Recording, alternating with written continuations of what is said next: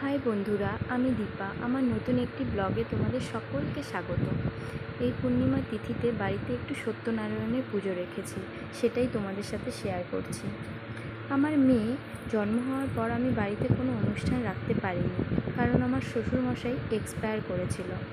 তাই মেয়ে জন্মাবার পর যা সব নিয়ম আচার অনুষ্ঠান সব আমার মায়ের বাড়িতেই করেছি।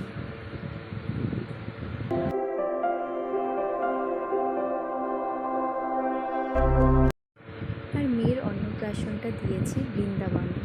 আর দেখতে দেখতেই পাপারও 1 বছর কমপ্লিট হয়ে গেল, এই মার্চে। আর জানেন তো, আমার মেয়ের যখন 2 মাস বয়স তখনই আমি ওকে নিয়ে চলে আসি আমার শ্বশুরবাড়িতে, কারণ সেই মুহূর্তে আমার শাশুড়ি মা খুব একা হয়ে পড়েছিল, আর আমার ওনার পাশে থাকাটা বেশি জরুরি মনে হয়েছে।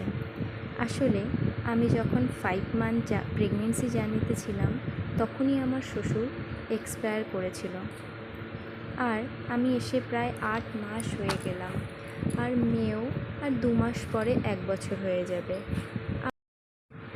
আর অনেক দিনও হয়ে গেল বাবা মায়ের সাথে দেখা হয়নি। হ্যাঁ, মাম্মাম যখন 7 মাস বয়স ছিল, তখন মা আর মাসি এসে 1 সপ্তাহ থেকে গেছে। 1 সপ্তাহে কি হয় বলুন?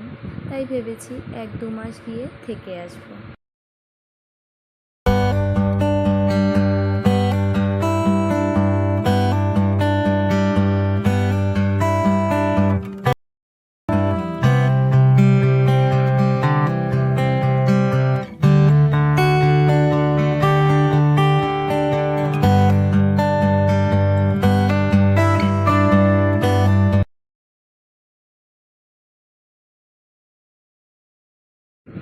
আর এনাদের যাদের দেখতে পাচ্ছেন, তারা আমার শ্বশুরবাড়ির খুবই পরিচিত লোকজন।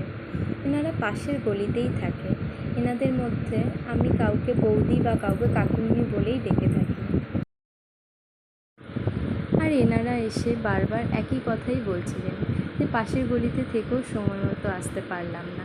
আসলে এনাদের কোনো দোষ নেই। আমাদের পুরোহিত মশাই পুজোর সময়ের অনেকটা আগেই চলে এসেছিল, তাই পুজো যথাসম্ভব তাড়াতাড়ি শেষ হয়ে গেছে। তো চলুন বন্ধুরা, ব্লগটা আজকের মতো এখানেই শেষ করছি।